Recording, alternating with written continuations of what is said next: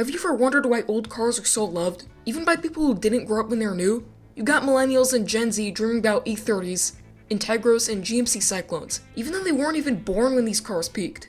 The more I think about it, the less it makes sense. But today, we're gonna break down why old cars still matter, and why even the youngest enthusiasts are drawn to them. The first reason why old cars are so loved is because of their looks. Cars used to have character. Each era had its own defining style. The 2000s were blobby, packed with interesting quirks everywhere.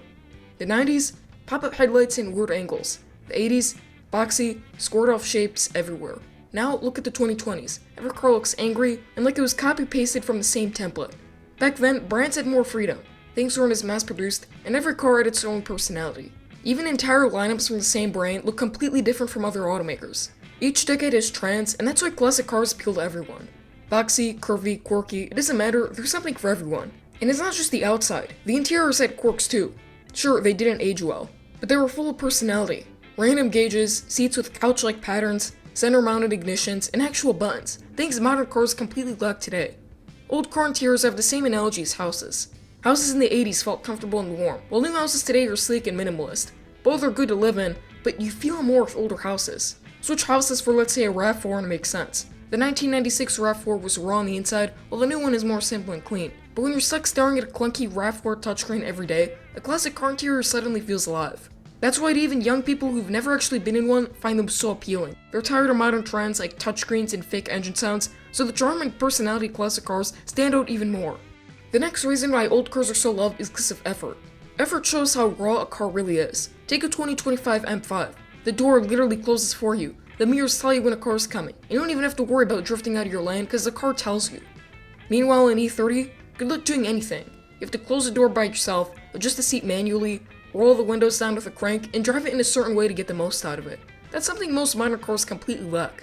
Don't get me wrong, I like not having to worry about anything while driving, but it also makes things boring. This is why some enthusiasts are obsessed with manuals. I personally drive a manual, and it's really weird being in other cars where it's just quiet. Your hands do nothing but rest on the steering wheel. Young people today have a huge respect for classic car owners because driving a classic car takes work, and that's something fake gear shifts, touchscreens, and sensors in modern cars just can't give you. You see POV videos on YouTube of people driving old cars, and it's refreshing after your 6 EV review. Even at the same speed, an 80s car feels way faster than a Model 3. Now that doesn't mean new cars can't be fun. They absolutely can be, but they lack that raw mechanical feel. Sometimes though, enthusiasts take it too far. They beg for brands to put in less soundproofing, higher revving engines, or even wish a Corolla came back with an exhaust kit. Like, that's not happening. Old cars felt mechanical, not because someone wanted them to, but because technology to make cars silent, smooth, and effortless didn't exist back then. You had to feel the engine, the suspension, the road, every bump and every rev, and that's the part people today can't stop loving. The next reason why old cars are so loved is because they feel less mass-produced.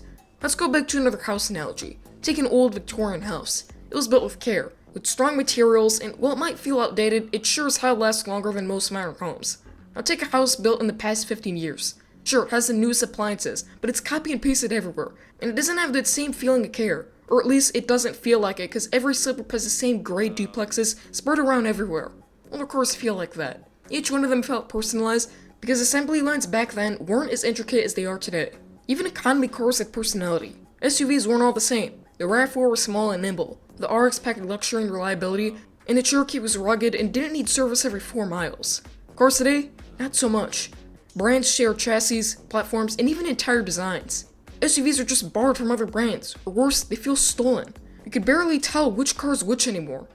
I mean, maybe I'm just dumb, but honestly, I thought Buick went out of business in the 2000s. But nope, they still make SUVs today. And honestly, I didn't even notice them in traffic. They just disappear. That's just brands today lack identity, and that's a big part why older cars are just so appealing. Combine the fact that they look different, handled differently, and even felt different to drive, and it's no wonder why they're insanely sought after today. Next, why old cars are so loved because of their reliability. Do you know why Corollas from the 80s are still on the road today? Because they're actually built strong. Cars today could last a long time too, but they aren't as easy to own or maintain. Let's say you own a 2025 Corvette and it has an issue. Good luck fixing it yourself. It's so complicated, you basically need an engineering degree just to change a light bulb. Meanwhile, if you own one from the 90s, you could probably do it in your driveway with basic tools. That freedom is a big part of why enthusiasts love old cars. People get a little jealous seeing their neighbor casually fix an old car that would cost thousands to touch today. Compared to modern cars, old cars feel more robust. People are tired of cost-cutting measures in today's vehicles, while brands back then put quality first and quantity second. But that doesn't mean old cars are automatically better than new ones. I know people bought 90s cars with over 200,000 miles and said, oh yeah, they're so reliable, they'll last me to 1,000,000. Here's the reality though. To hit a 1,000,000 miles in a car, you need consistent maintenance and care. Those cars are 30 years old and already have an insane amount of wear and tear. The mentality that you could just buy an old Corolla and it'll last forever without care is wrong. If maintained properly and driven responsibly, older cars can absolutely compete with new cars in terms of reliability, sometimes even outperform them. But ignoring maintenance and driving like a maniac? Yeah, that's how even an old Corolla dies early. That's the thing about old cars, they reward effort.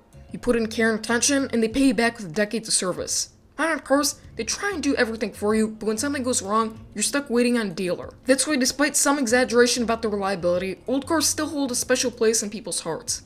Next, let's talk about customizability. Older cars really had them. Now, modding cars is a dying breed. I already made a full video about this, but to sum it up, modding is dying because modern cars look too clean. It's easier to drop a turbo in a 1999 Miata than a 2026 one. And insurance, the cost of new cars, and flex culture all contributed to mods that something only the rich could do. Back then, that wasn't a problem. Older cars had more empty space, were boxier, and had fewer sensors and things that could break. That made them a perfect target for modding. And it wasn't just the mods themselves, it was a community. People shared tips, swapped parts, and debated the best way to make their car unique. Some builds are clean, some were downright atrocious, but every car had a personality. You could walk into a meet and instantly tell someone spent weeks tweaking their ride by hand. That kind of culture is almost extinct today. Even cars that weren't performance focused got the mod treatment. Old Civics, old Corollas, even write-up sedans. You'd see custom bumpers, lowered suspensions, funky paint jobs, and mismatched wheels, and everyone celebrated it. That creativity, that freedom is part of why old cars are still loved today. They weren't just transportation, they were a literal canvas. And let's be real, there's something satisfying about seeing an old car that's been worked on by its owner, where every scratch, dent, and upgrade tells a story. Modern cars, everything's plastic, perfectly painted, and sensors everywhere, or you can't even touch it without voiding a warranty.